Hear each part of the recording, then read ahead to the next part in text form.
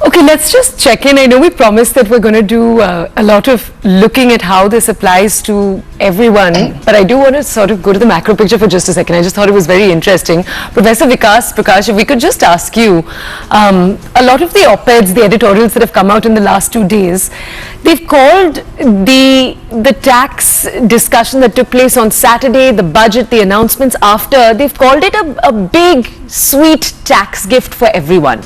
And they've also said that it's coming from the government almost as a gift to those who regularly pay their taxes. And I just want to ask you, A, if you look at it like that, if you do see it as the government trying to reward good behavior, and B, do you actually think we're going to see that increase? That's the big question. Will we see the increase in consumption actually take place, or the criticism that, look, the percentage of people that pay taxes is very small, so this won't be such a big thing? Do you think that actually stands? A very good morning to everybody, to you and the viewers. Very rightly put in. So there is a lot of joy in the economy, amongst the society, that there is ultimately, for so many years we've been waiting that the tax rates, there will be a significant tax relief for the taxpayer. So that the finance minister has certainly done. It was being awaited for last 4 or 5 years actually, because initially when the government came into power, there was a lot of stringent measures that it has taken. Remember, implementation of GST, and before that demonetization, and there was always a promise from the government that we are going to bring some relief to the taxpayer, which has actually come now. So this is really heartening. So probably it is because some people feel that it is largely a populist measure, but I see that overall the taxpayers base has increased. All this effort for last 10 years has paid dividends. Today we have 10.4 crore people who are paying taxes. So this definitely widens the tax base, and it is expected to lower the tax burden on people. In future, as the compliance increases, we might see that the benefit goes further to the taxpayer. Okay. Now, second part. Second part is about how much of this is going to translate into consumption. Correct. So this is going to be an enigma. We really do not know, because in macroeconomics, we study that incomes of the people can be increased through different ways. For example, if there is capital expenditure, it provides new jobs, and it has huge multiplier chains. Multiplier chains are that if government spends, let's say, 100 rupees, and the marginal propensity to consume of the economy is, let's say, 80%. So the multiplier becomes 5 times of the money spent by the government. So if the government spends 100 rupees, so overall income generated is 500 rupees. Okay. It's simple, like I got 100 rupees, so I spend 80 rupees of that. Sure. Somebody gets an income of 80, then he spends 80% of that, someone else gets 64 rupees an income. So this way the income keeps on rising. But now we are assuming that the marginal propensity to consume is 80%. In India, it is not that. So in India, it is somewhere around 50%. So the multiplier effect is going to be much weaker than what textbooks generally mention, or what usually happens in the Western countries. But at the same time, over the period, the government has been striving to increase the consumptions. And there was a time, probably by 2 years back, the total composition of private consumption in GDP was 58%. But now it has gone up to 62%. So this multiplier effect is going to True. rise But on. Professor Prakash, I understand there are only so many tools available with the government to sort of make a push, and they can hope that it will happen. One big sort of challenge that has come up is that a lot of this income is not translated into increase in salaries. We've been looking at overall how this has not been percolating down in the pyramid, which is perhaps, and we found a mention of that in the economic survey as well.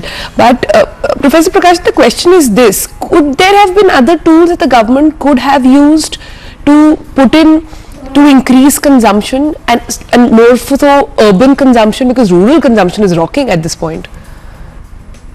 That's right. So, as I was mentioning, that there are different ways in which the government would trigger consumption. One is by the capex, the government spending. Other is by transfers, subsidies. So the multiplier effect with the capex is the highest. With this kind of income transfer through low taxes, the multiplier effect is lower. So what did the government forego by giving this tax relief? Almost 1 lakh crores of tax.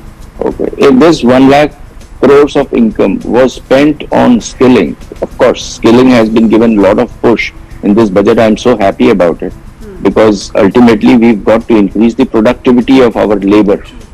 So if this was spent on other social sectors, I believe that there would have been a larger consumption boom, which we could have expected. But because our people, the society has been waiting for some tax relief to be given, so this measure was taken up. Okay. You know, public is not economists. You know, in a cricket match, on every ball they would want that the batsman should hit a six, but it is for the batsman to see whether he can hit that or not. That's a good analogy. Because also if you see the stock markets were pretty much flat throughout the day, and they ended not on a high note as well. So clearly the street has not really responded to this budget. Yeah. That's right. But that gift they were waiting for this year at least seemingly has come. Let's just go to a couple to understand a little more there. What's coming, Professor Prakash? We'll go back to the macro picture for a second and ask you, this budget comes at the time of global ripples in the sense that we're seeing protectionist economic policies coming forth, the US being very big on tariff. How are we going to see all of that filter down and affect the common man in the next few months, if we are at all? How do you think India should play it? What are your predictions there? Yeah, that's very interesting, and I would like to relate this to our initial question on consumption. Okay. So, studies have shown that whenever this kind of an income relief is given in terms of tax cuts, so if the consumer feels that this is going to be more of a temporary phenomena, then they don't spend, then they save. And when there is a lot of uncertainty in future, then they will not spend, they will save. Okay. I spoke to various people. I asked them that, all right, now you're getting probably 80,000 more or 70,000 more. What are you going to do with it? There were several who said that future is becoming more uncertain. Now, why is the future becoming more uncertain? Last year, there were almost 80 countries which have gone through elections. And more than 50 countries have seen a change in the governance. There is a new government. And with the biggest economy, US, threatening all others about various kinds of tariffs, you know, it has made the water so muddy. People are not able to see how things are going to happen in future. So on that account, I am going to see, I probably see that a large amount of this money which is going to come into hands of people, it is going to savings. Maybe from indirect way, if it goes into savings, and it helps the private investment in terms of lowering of interest rates. That's also we are expecting that new monetary policy will show a lowering of repo rates. Yeah, they've got their work cut out, yeah. Yeah, and but in this overall global uncertainty, we do see that there is some firm commitment between relationships that India is going to enjoy with many other countries, especially with US. So And to some extent, I feel the amount of threatening that Trump is giving, it is actually not possible. But if he keeps on blocking Yeah. imports, Yeah. then what will happen to the cost of goods within US? They're But already reeling under talking high about cost, can I pressure. quickly squeeze in another question, Professor, for you? Yes. You know, with the rupee weakening and so much of boost actually being put into, say, domestic travel, international travel obviously getting more expensive for Indians, domestic push being made in, do you see that adding up a little bit? Yes. The government has been focusing a lot on this campaign, Incredible India. They've been wanting to bring in more tourism. Of course, the foreign tourist as well as the domestic. Since our incomes are rising, especially, although we say that there is a K-shaped recovery, but K-shaped recovery also has lots of benefit because there is a lot of money available with a very large number of people at the top of the pyramid. We will not say just top of the pyramid, on the higher side of the pyramid. And that leads to a lot of consumption. And tourism is going to be one of the major sectors which can benefit. And that is what has been attempted. I know the government has been trying to put together all the attractive destinations, more information about attractive destinations. Yeah. Institutions, students have been given projects to find out and create those kind of content for consumption about how a particular place, unknown place, has such huge tourist potential. So that is definitely going to happen, and we saw in this budget that there was a lot of talk about tourism. Along with that, it needs to be connected with a lot of things. A lot of things on, let us say, skill building. A lot of things on mobility. We're talking about more waterways. We're talking about 100 more airports. Okay. All this is going to actually give synergies in terms of boost to tourism, boost to local entrepreneurship, and of course demand, all kinds of demand. This is heartening. This is indeed very good. Yeah. And I forgot to talk about the rupee declining. So the word sees that rupee is depreciating. Yes, rupee is depreciating. But when it comes to competition about tourism with, let's say, Sri Lanka, so which currency has fallen faster? Sri Lankan rupiah? So they get the advantage.